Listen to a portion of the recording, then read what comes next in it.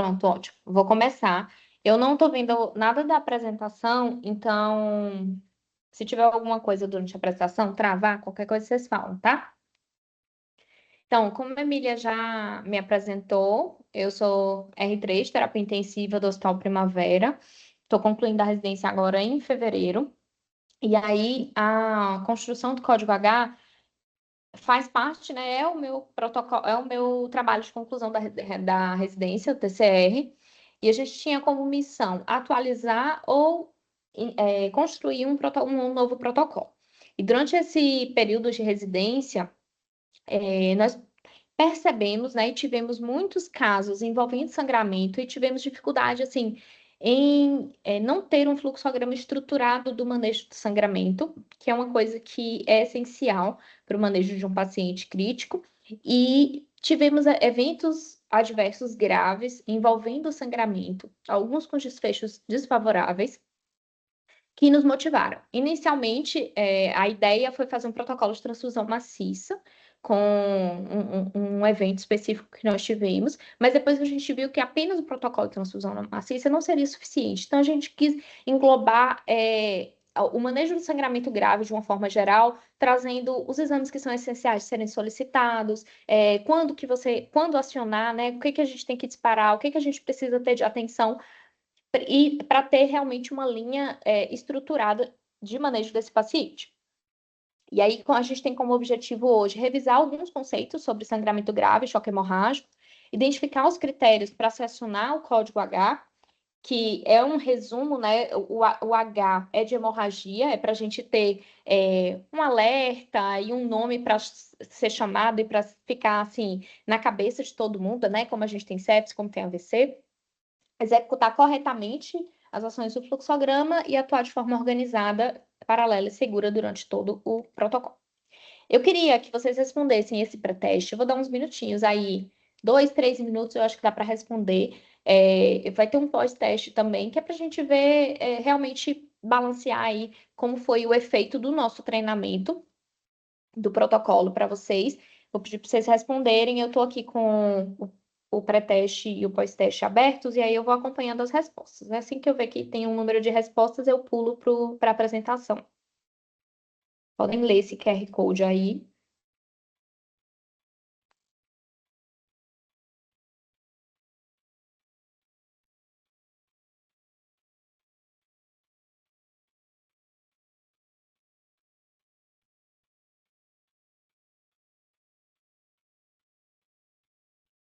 Ômega.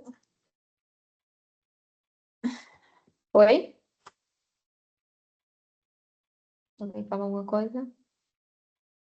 Ô, Tamara, tem o link porque eu tô assistindo pelo celular. Ah, tem. Ah, peraí, vou mandar.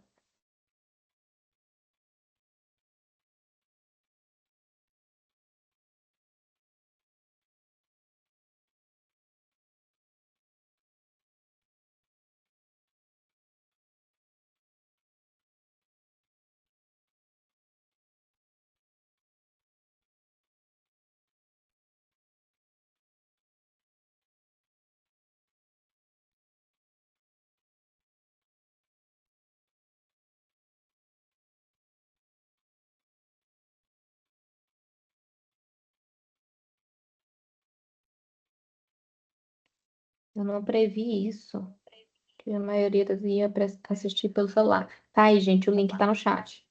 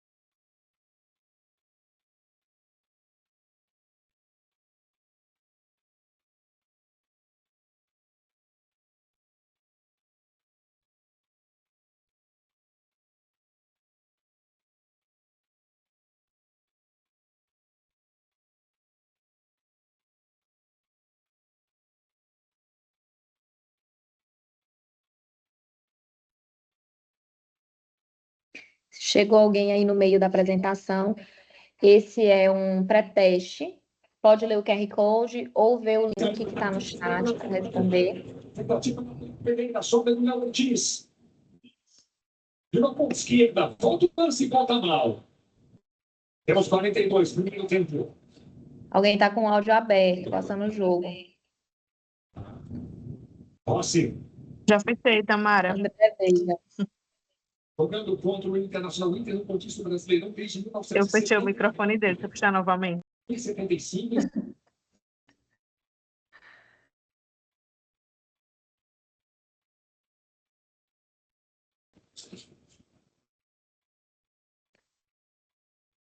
Esse é literalmente aquilo. Respondam, é para o meu TCC.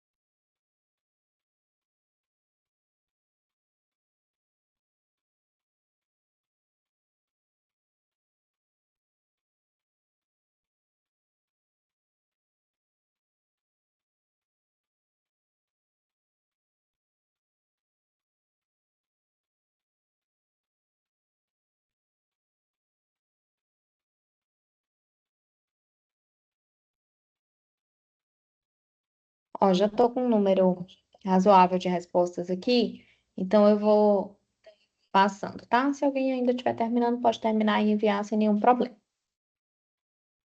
Então, pessoal, por que que é importante a gente ter um código de sangramento, né, um protocolo bem estruturado de manejo de sangramento? Porque o choque hemorrágico é uma causa importante de morte no mundo inteiro. Então, a gente tem uma estimativa aí que tenha pelo menos 2 milhões de óbitos por ano no mundo envolvendo sangramento. E esses pacientes sangram, chocam e morrem rápido se a intervenção não é feita em tempo hábil e de forma adequada, né? Então, se o foco do sangramento não é abordado, esse paciente vai morrer rápido. Se a coagulopatia não é prevenida, esse paciente vai morrer rápido, porque às vezes você corrige o foco de sangramento, mas esse paciente entrou num processo, num espiral de instabilidade, de hipoperfusão, de falência orgânica e de coagulopatia, que às vezes ele continua perpetuando ali aquele choque.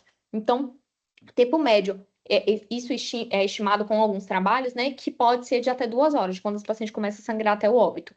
E às vezes, a gente vai fazer a intervenção. Essa intervenção, se ela não é feita de forma rápida, estruturada o suficiente, esse paciente que era para sair de um choque rápido, que a gente fala que choque hemorrágico é aquele choque assim, gostoso de tratar, porque você começa, faz a abordagem, transfunde o paciente, corrige a causa do sangramento e esse paciente sai de um lactato maior que 15 para um lactato normal, né, em pouco tempo.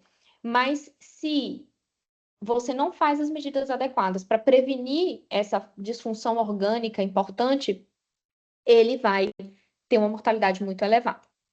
Então, diagnóstico precoce e manejo rápido vão interferir diretamente no tempo de internação desse paciente e na mortalidade. E a gente vai ter impacto direto nos indicadores de mortalidade, tempo de internação em UTI e também de uso racional de hemocomponente, tá?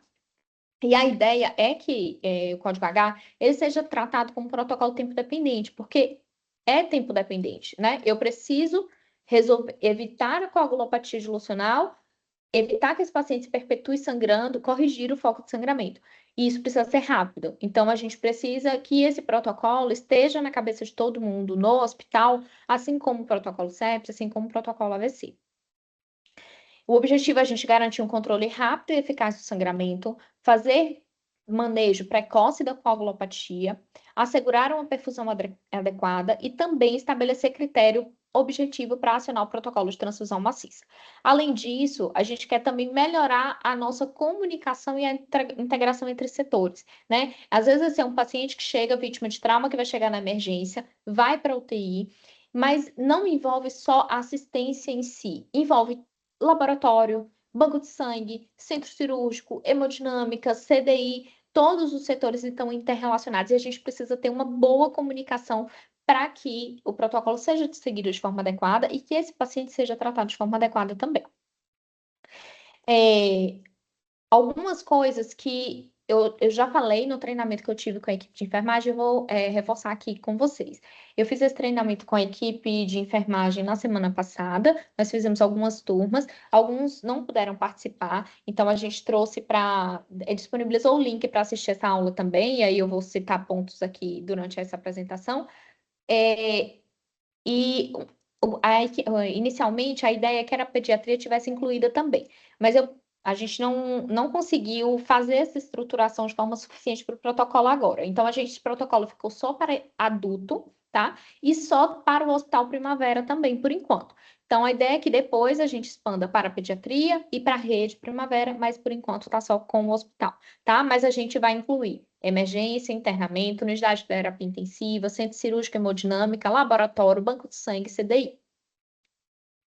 Trouxe algumas definições para a gente poder relembrar. Sangramento maior, aquele paciente tem uma queda de mais de 2 pontos na hemoglobina, com necessidade de transfundir mais de 2 concentrados de hemácias.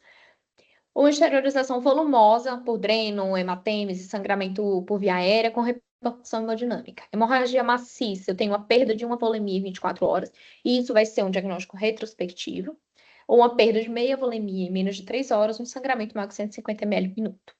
E o choque é um estado de hipoperfusão tecidual, né, orgânica, que pode levar à falência orgânica, em um paciente que o motivo, né, a etiologia é o sangramento. Transfusão maciça é quando eu transfundo mais de 10 concentrados de hemácia em 24 horas. E isso também é retrospectivo, né? Eu começo a atender um paciente e nem sempre eu vou saber que esse paciente vai precisar de mais de 10 concentrados de hemácia, de cara. E aí a gente precisa ter ações, a gente entra aí na transfusão maciça, no protocolo de transfusão maciça, e precisa de alguns scores, assim, para levantar a suspeita de que talvez esse paciente é um paciente que vai precisar de muito hemocomponente, de uma restauração volêmica tão intensa que ele vai ser politransfundido. E aí, para eu fazer uma transfusão balanceada. Então, são mais de 10 concentrados de hemácia em 24 horas ou 3 concentrados de cara em 1 hora, em adulto, tá? Então, se também eu estou atendendo um paciente com sangramento e instabilidade hemodinâmica, de cara eu peço 3 concentrados de hemácia, isso é transfusão maciça, tá? E o protocolo de transfusão maciça é um conjunto de ações baseadas na transfusão balanceada dos componentes do sangue: hemácia, plasma e plaqueta. Isso para quê? Porque a gente está fazendo uma expansão volêmica com componentes do sangue. Porque o motivo desse paciente estar sangrando é uma hemorragia maciça. E aí, eu faço isso para prevenir coagulopatia dilucional. E a gente, até inicialmente, a gente ia fazer só o protocolo de transfusão maciça e a gente busca, assim, o que a gente tem de critério para disparar, né? Porque a gente sabe que o paciente que recebe em 24 horas mais de 10 concentrados de hemácia, ele foi uma transfusão maciça. Mas eu tenho que saber antes, eu preciso me antecipar e saber que esse paciente provavelmente vai receber muita hemácia e eu também vou ter que fazer plasma e fazer plaqueta de forma balanceada. Porque se eu não faço isso, eu perpetuo o sangramento por uma coagulopatia dilucional. E aí a gente tem algumas ferramentas que o principal, mais conhecido, Shock Index e ABC-Score, que eu vou mostrar para vocês. E o que a gente tem de reconhecimento precoce, né? Para um paciente que está sangrando com choque, com instabilidade hemodinâmica relacionada a sangramento, para eu pensar quando eu vou suspeitar. São os sinais clássicos de choque que a gente já conhece em um paciente que exterioriza o sangramento ou um paciente com alto risco de o motivo desse choque ser sangramento. Um paciente vítima de trauma que chega na emergência chocado, até que se prove o contrário, o motivo do choque é hemorrágico. A não ser que eu descarte. E é a ideia que se você descarte de forma rápida, realmente, né, com o FAST, que é muito rápido, descarta o pneumotórax hipertensivo, descarta um tamponamento cardíaco, o choque desse paciente é um choque hemorrágico. E aí, de ferramenta que eu tenho para utilizar para esse paciente, mais clássico, eu tenho o Shock Index e tenho o ABC-Score, maior que 2. O ABC-Score, eu vou mostrar um pouquinho mais à frente, ele está aqui como ferramenta que pode ser utilizada, mas ela é para o trauma, porque ela inclui mecanismo de trauma, que é trauma penetrante, pontua, frequência cardíaca, pressão arterial sistólica e FAST, ultrassom FAST positivo. O choque index é uma relação de frequência cardíaca dividida pela pressão arterial sistólica. Quando ele é maior que 1, é um paciente que eu tenho que ligar o alerta, que esse paciente tem uma perda sanguínea significativa, né, levando a um estado de perfusão tecidual. Então, os sinais que a gente conhece, taquicardia, hipotensão, palidez, sudorese fria, rebaixamento do nível de consciência, oligúria, sangramento visível, né? Ou um paciente com, que a gente aqui para ter atenção redobrada, pós-procedimento invasivo. Paciente que fez um procedimento na hemodinâmica com a punção femoral e pode ter um hematoma retroperitoneal, um paciente vítima de trauma que teve uma fratura de fêmur, que pode estar sangrando, ou uma fratura de quadril, de bacia, que está tendo um sangramento importante, que não está exteriorizado, mas ele está tendo instabilidade hemodinâmica. E eu levanto a suspeita. Então, o principal é levantar a suspeita que a causa pode ser uma hemorragia, tá? Além da atenção nos procedimentos invasivos, em uso de paciente que usa anticoagulante ou antiagregante plaquetário e paciente vítima de trauma. O choque index aqui, frequência cardíaca sobre pressão arterial sistólica, é menor que 0,6. Não tem choque. 0,6 a 1, essa relação é leve. 1 a 1,4 moderado e maior que 1,4 severo, grave. ABC score, cada pontinho aqui vai pontuar 1, né? São 4. Então, mecanismo do trauma, penetrante, pressão arterial sistólica menor que 90, frequência cardíaca maior que 120, FAST positivo maior ou igual a 2, ele dispara protocolo de transfusão maciça. E aí eu trouxe os critérios de acionamento. Basicamente, é aquele paciente que sangra, exterioriza ou com risco alto de sangrar, que faz uma instabilidade hemodinâmica relacionada a isso. Pode ser, e a gente sabe que pode acontecer, de você ser acionado com o código H de um paciente que não tem estabilidade hemodinâmica. Clássico disso é um paciente que tem uma melena. Então, o paciente exterioriza ali um grande volume, né, de um sangramento digestivo baixo, e aí você é acionado como código H, avalia esse paciente e interpreta que esse paciente não tem estabilidade relacionada a isso, que provavelmente esse sangramento foi antigo, não levou a instabilidade naquele momento, e aí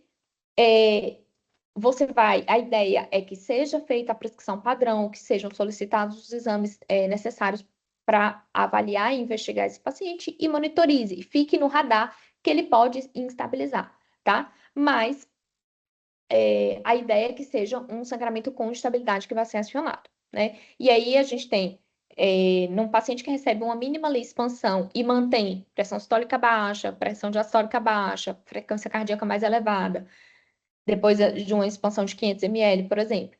Uma palidez cutânea associada à instabilidade hemodinâmica, diagnóstico de sangue por imagem, resultado crítico em exame de coagulação ou do CDI, por exemplo. Um paciente que apresentou uma queda de hemoglobina, teve um procedimento invasivo, teve uma queda de hemoglobina, está mais hipotenso ali, precisando de noradrenalina, não está muito bem definido o motivo, às vezes você fica na dúvida, aí você leva para a tomografia e aí foi visto um hematoma retroperitoneal importante, aí o CDI liga e informa o achado crítico. Também é um paciente para entrar em protocolo. Sangramento em local nobre, retroperitônio, pericárdio, via aérea, esterilização de sangramento volumoso com estabilidade hemodinâmica, débito de drenos maior que 200 ml hora. Isso aqui eu queria ressaltar, porque a gente tem muitos exemplos, né, de casos que, então, a gente precisa reforçar instabilidade súbita em paciente com risco de sangrar, punção femoral, introdutor arterial, remoção de dispositivo invasivo, choque index maior que 1 e ABC score maior que igual a 2 neutral. Uma vez identificado esses critérios de acionamento, o responsável pelo reconhecimento deve acionar o médico de referência do setor. Então, na UTI, plantonista, no centro cirúrgico, hemodinâmico, o anestesista, na urgência vai ser o chefe de plantão ou o cardio, dependendo de onde o paciente está. E nas unidades abertas, acionar o TRR por código H. Acho que em 2 turmas de treinamento que nós tivemos na semana passada com a equipe de enfermagem, a gente apresentou como acionar código amarelo. Mas aí a gente foi conversado com o gerente do internamento e ele achou que seria melhor acionar como código H mesmo, tá? Pelo rádio. E aí a gente vai fazer essa alteração no documento e vai mandar uma revisão também para a equipe, para o pessoal que já participou do treinamento ressaltando essa mudança que vai ser acionado como TRE, o TRE como código H mesmo, tá? Pode ser que esse paciente seja um paciente de código amarelo. Se ele estiver instável, né, provavelmente ele vai ser um de código amarelo também, mas aí na avaliação o médico vai interpretar e disparar o protocolo. A equipe de enfermagem, a ideia de apresentar um protocolo que todo mundo conheça, né, tenha conhecimento, mas quem vai disparar como código H no sistema é o médico. Não tem nada para o enfermeiro preencher de acionamento lá, só uma evolução mesmo normal.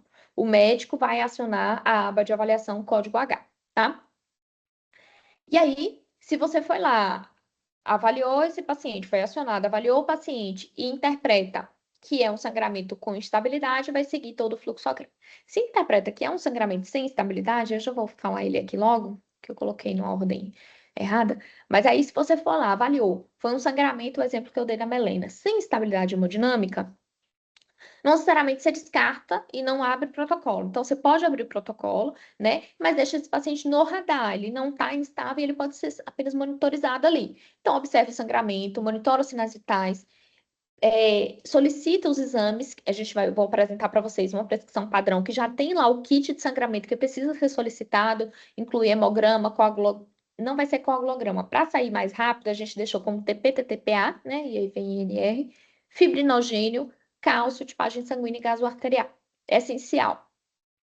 E aí, reavalia esse paciente focando nesses sinais aí de reconhecimento precoce de perda sanguínea, que é a classificação do choque, o choque index. Avaliou o paciente, é um paciente com sangramento com estabilidade hemodinâmica, ABC score maior ou igual a 2 no trauma, choque index maior que 1, ou no trauma, no paciente clínico, acesso periférico. Eu coloquei aqui acesso venoso central, a gente colocou lá, porque pode ser um paciente, a gente sabe que nós temos pacientes que são de difícil acesso e a gente pode não conseguir, mas esse paciente é um paciente para acesso periférico de gelco calibroso, porque eu vou precisar fazer muito volume para esse paciente, eu vou precisar fazer muito hemocomponente, eu vou fazer cristalóide, eu vou fazer transamin, eu vou fazer cálcio, então eu preciso ter acessos bons calibrosos, 2 acessos calibrosos. Expansão inicial com cristalóide, a gente colocou aí 30 ml quilo, mas a ideia é evitar a infusão excessiva de cristalóide, porque o paciente com choque hemorrágico, eu preciso restaurar sangue, né? Eu preciso dar sangue para ele. E aí, se a gente faz cristalóide demais, eu posso induzir coagulopatia dilucional e eu posso perpetuar o sangramento desse paciente. Se eu tenho ali um foco de sangramento que não está resolvido, a gente tolera hipotensão permissiva, pressão sistólica entre 80 e 90 até hemostasia, exceto no TCE, o paciente com lesão neurológica grave, que a gente tem que manter uma sistólica maior que 110 e uma PM maior que 80. Inicia vasopressor, né, noradrenalina, se for necessário, mas isso não deve retardar a transfusão. O foco é restaurar a volemia. Solicito 2 concentrados de hemácia na extrema urgência. Monitoro macro e microcirculação, diurese, lactato, SVO2, déficit de base. Se você fez isso tudo 20, 30 minutos, avaliou o paciente, ele persiste instável, acione o protocolo de transfusão maciça. Então, vou voltar para cá. E aí, confirmou lá, avaliou o paciente, confirmou a suspeita de hemorragia, faz todo aquele passo a passo. Só que aí, a gente já tem uma prescrição padrão que tem esses pedidos, essas coisas que são necessárias. Então, na aba de avaliação, você vai abrir código H, abertura no TASI, eu vou mostrar também mais na frente, que ele já vai gerar uma evolução. Solicita os exames emergenciais na prescrição padrão. Abre lá, protocolo H, vai ter o kit de sangramento só para clicar, já vai sair para o laboratório, já vai ter cálcio para ser prescrito, já vai ter o cristalóide inicial que você vai fazer, já vai ter o pedido do concentrado de hemácia na extrema urgência e já vai ter também prescrição de transamin, tá? Alerta serviço relacionado ao banco de sangue, centro cirúrgico, hemodinâmica, radiologia intervencionista.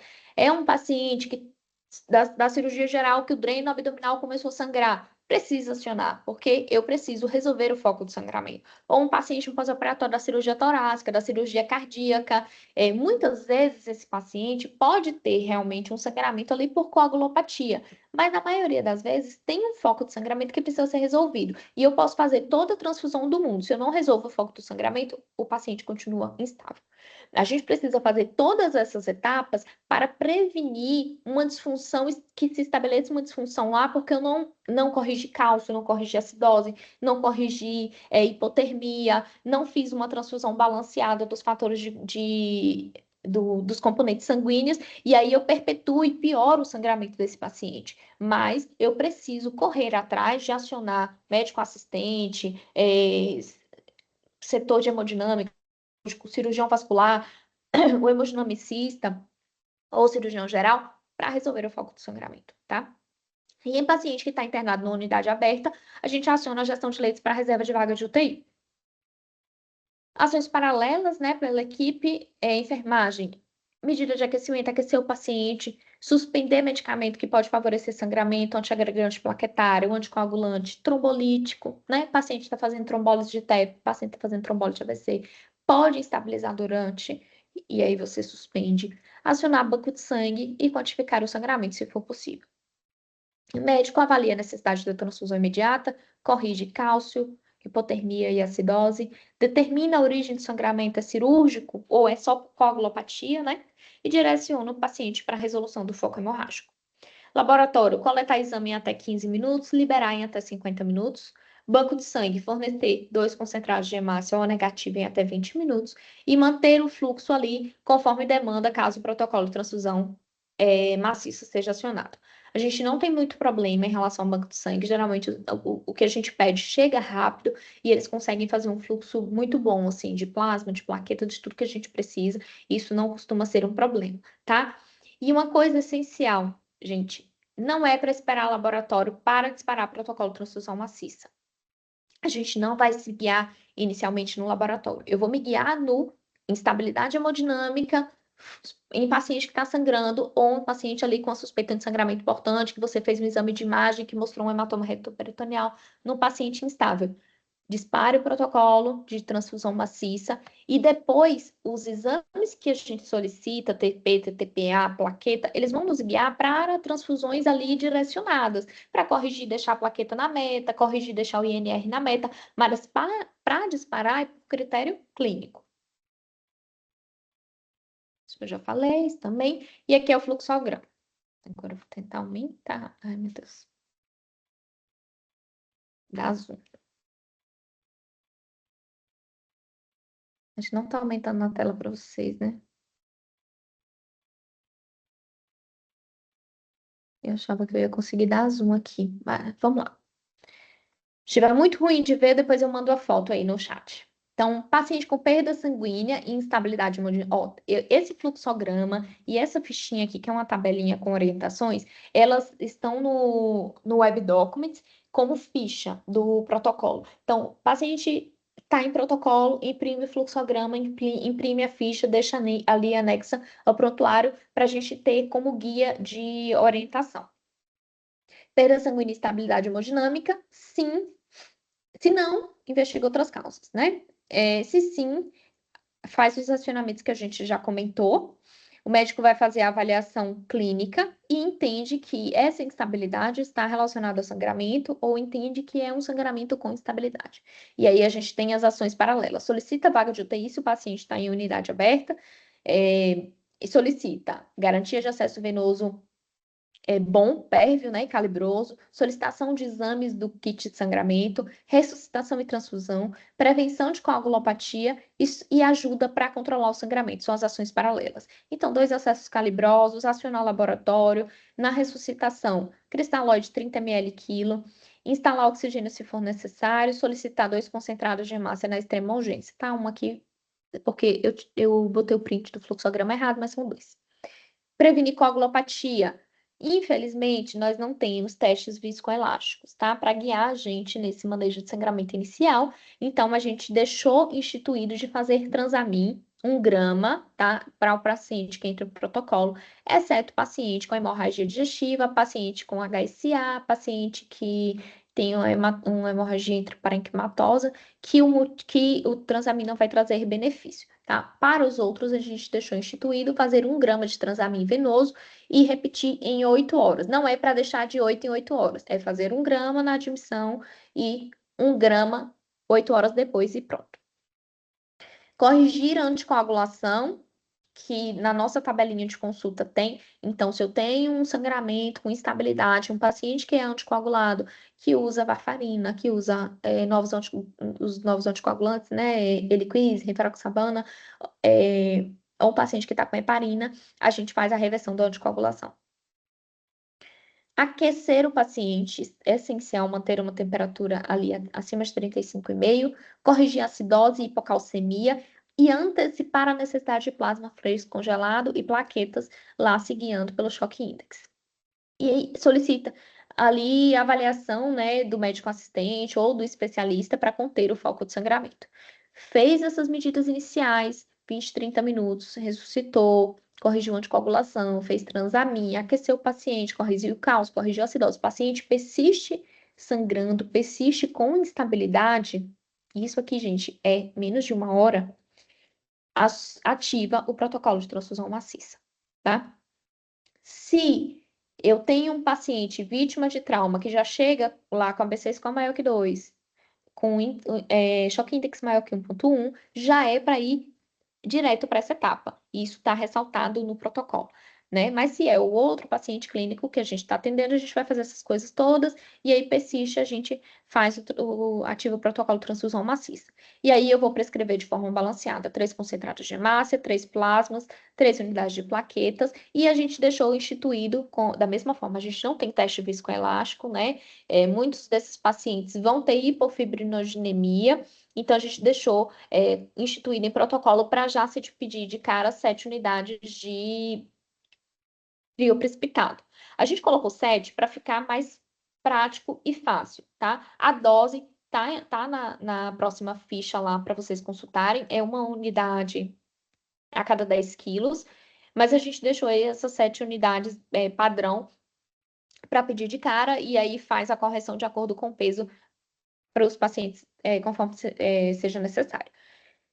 Uma coisa essencial, lembrar de corrigir cálcio, tá? Os hemocomponentes da bolsa tem citrato quelocálcio, esses pacientes fazem hipocalcemia. No treinamento da equipe de enfermagem, eu reforcei e orientei para esses pacientes que estão recebendo transfusão maciça, a importância de se ficar verificando o cálcio, principalmente porque a gente fica fazendo gasometria, na gaso a gente já tem o cálcio de forma rápida, atentar para os sinais clínicos de hipocalcemia, mas quem prescreve somos nós. Então, a gente precisa se lembrar, é extremamente importante, na prescrição padrão já tem lá uma prescrição inicial de cálcio, mas lembrar que eu tenho que corrigir a cada hemocomponente, 1 grama a cada 2 hemocomponentes. Colocamos algumas metas aqui para fazer o concentrado de hemácia, o plasma e o crio em relação a tempo. E aí aqui uma outra coisa da transfusão maciça, que a gente colocou como disparar 333. Se eu já fiz para esse paciente 2 concentrados de hemácia na extrema urgência e ele continua instável e eu vou disparar o protocolo pedindo 333, na verdade, eu vou completar. Eu vou pedir mais 3 concentrados de hemácia e eu vou pedir a quantidade total de hemácia que eu pedi. Eu vou pedir igual de plasma e eu vou pedir igual de plaqueta, tá? É 1 para 1 para 1. Metas, manter temperatura ali acima de 35,5, 36, um pH maior que 7,3 e o cálcio, eu deixei aqui o cálcio da gasometria, então maior que 1,1, que é milimol por litro, que é o cálcio da gasometria, que é o que a gente vai ter o exame mais rápido. E reavaliar constantemente, sempre durante, se você fez tudo isso, o paciente continua instável, esse paciente provavelmente vai precisar de intervenção cirúrgica, tá? Nossas metas que eu já comentei com vocês, o que a gente precisa dosar. Aqui embaixo é uma tabelinha de reversão de anticoagulante, tá? Eu deixei para consultar. No paciente que é anticoagulado em uso de novos anticoagulantes, a gente não tem os reversores, já tem em mercado, mas no hospital a gente não tem disponibilizado, então a gente faz a reversão com Beriplex, que é o concentrado de complexo protrombínico. A dose é de 25 a 50 unidades por quilo. E o nome comercial, que é padronizado no hospital, é Beriplex. Varfarina, a gente vai fazer vitamina K mais Beriplex, de acordo com o INR. Enoxaparina, ou a heparina não fracionada, a gente faz a reversão com protamina. Lembrar que a inoxa, a reversão, assim, ela não vai ser tão efetiva, tá? E a gente vai fazer mesmo no paciente que usou ali Clexane com menos de 12 horas, tá? Mais de 12 horas não tem indicação de fazer protamina. E aqui é consulta para depois, tá? O paciente está chocado, estou fazendo transfusão maciça, restaurando volemia desse paciente com os hemocomponentes. E aí depois eu vou monitorando esse paciente com os exames de coagulação, que o que a gente tem são os exames tradicionais, né? TP, TTPA e INR. E aí a gente tem como metas de orientação para a gente manter esses valores aqui. Então, se eu tenho fibrinogênio menor que 200, eu posso corrigir o fibrinogênio com crioprecipitado, uma unidade a cada 10 quilos, ou hemocompletan, 25 a 50 miligramas quilo, que é o concentrado de fibrinogênio. Plaquetas abaixo de 50 mil, fazer uma aférese de plaquetas ou uma unidade a cada 10 quilos. Se é um paciente que tem hipoagregação plaquetária, paciente que usa dupla antiagregação plaquetária, uso de AINES de forma abusiva, urêmico, com deficiência de von Willebrand, ou um paciente da cirurgia cardíaca que foi submetido a SEC, eu posso fazer DDAVP 0,3 microgramas por quilo. E INR ali acima de 2, correção com plasma ou Beriplex. Só que a correção com plasma é um volume de infusão muito maior, né? E aí, às vezes, nesse caso, você pode lançar a mão do Beriplex, que é o concentrado de complexo protrombínico. Comum a todos os pacientes. Monitorização hemodinâmica, né?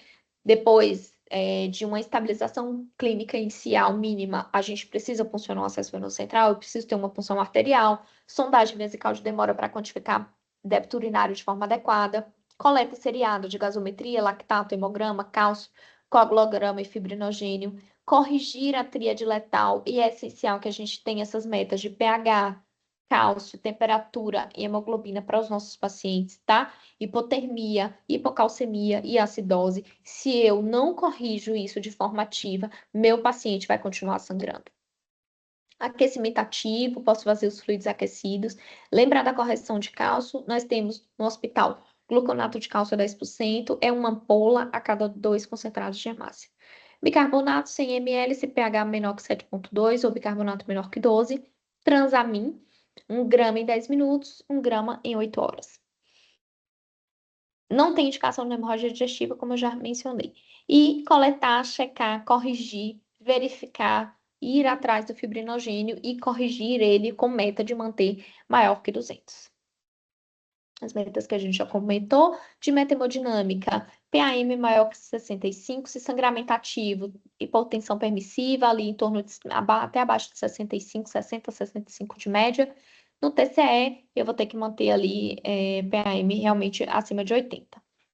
Hemoglobina, meta entre 8, pacientes de uma forma geral, paciente neurológico 9 a 10. No TASI, como é que funciona? Você vai na aba de avaliação, seleciona código H abertura, que é esse aqui. Aí vai aparecer. Tem sinal de estabilidade, tem perda sanguínea, o risco de perda sanguínea. Isso aqui vai ser preenchido, tá? A gente preenche todos qual é o critério de acionamento que a gente está disparando. E aí dou o início ou encerro. E aí, quando eu clico lá, dou o início, aparece tudo isso aqui, que é mais ou menos um checklist do que a gente precisa fazer, do que a gente precisa se lembrar. Tá? Vaga de UTI, punção de acesso, aquecer, pedir os exames, avaliação da especialidade, exame de imagem se for necessário, e o que nós vamos prescrever. E reavaliação em 1 hora, aqui é mais para a gente checar o que foi feito, né? A ressuscitação volêmica foi adequada, os exames foram feitos em tempo hábil, o resultado foi disponibilizado, quais os exames laboratoriais que a gente tem, se a instabilidade persiste ou não, se esse paciente precisou de droga vasoativa, se precisou de abordagem cirúrgica, como foi a evolução do quadro, e é também para lembrar a gente, quando a gente está fazendo essa reavaliação, como está o nosso paciente. Então, eu fiz tudo o que eu precisava fazer ali. Ele está melhor, está pior, está estável. Então, eu vou manter em protocolo, eu vou encerrar, ou eu vou precisar escalonar suporte, vou precisar mandar para hemodinâmica, para o centro cirúrgico, para um procedimento invasivo, né? A prescrição padrão, vocês vão lá em CPOE, aí vai aparecer uma tela de seleção, coloca protocolos no tipo, vai aparecer protocolo código H. Aqui vai ter, tá só com um, mas vai aparecer 2 concentrados de hemácia já pedido como extrema urgência. Clica aqui em exames e procedimentos, esses exames já vão ser solicitados automaticamente, tá? E aqui o que a gente vai prescrever: Ringer, Transamin, cálcio. Onde é que vocês podem encontrar? No Web Documents. O protocolo é esse aí, e o fluxograma que eu falei, que é a ficha com a tabelinha lá de consulta, vai estar aqui com esse outro código. Eu trouxe um caso, só para revisão, tá? Para a gente exemplificar um pouco do que eu trouxe aí na apresentação do protocolo, e depois eu vou apresentar o pós-teste para vocês, tá? Então, a gente tem aí um paciente de sexo masculino, de 62 anos, foi admitido na UTI cardio, depois em pós-operatório de um CAT com angioplastia coronariana eletiva. O pessoal ressaltou que o procedimento pela via radial foi difícil, e aí eles converteram para a via femoral direita sem nenhuma dificuldade. O paciente chegou alerta, lúcido orientado, hemodinamicamente estável, sem droga vasoativa. Depois do exame, ficou todo o tempo em repouso, no leito com curativo compressivo na região inguinal. Usava AS, clopidogrel e enoxaparina profilática, que foi suspensa no dia do exame. 2 horas depois da admissão na UTI, o médico foi acionado para avaliar o paciente porque ele estava taquicárdico e se queixando de dor em região inguinal. Na avaliação inicial, eu tinha uma frequência cardíaca de 120, uma pressão de 100 por 56, uma frequência respiratória de 24, saturação 95 e a temperatura de 35. Ao avaliar o sítio de punção, eu tinha um curativo femoral pouco saturado, tinha só um pouquinho de sangue ali, uma equimose local, mas não foi verificado hematoma em expansão, tinha um pulso distal na perna presente e o paciente estava referindo dor ali naquele local. E aí, a partir disso, com esse caso em mente, assim, o que vocês pensariam de hipótese, né? Como acham que poderia ser a atuação da equipe nesse cenário e quais parâmetros objetivos teriam para reforçar esse raciocínio? Eu queria que vocês pensassem um pouco sobre isso. Quando o treinamento que eu fiz com os enfermeiros, eu coloquei um caso bem parecido, um pouco diferente, mas é melhor porque a gente tem interação, aqui não tem. Mas o que eu queria trazer nesse caso? É um paciente que chegou recente de um CAT e que a equipe chama, que ele está com dor e ele está taquicárdico. Eu posso pensar apenas ali, eu olho, tá 120, ele está com dor.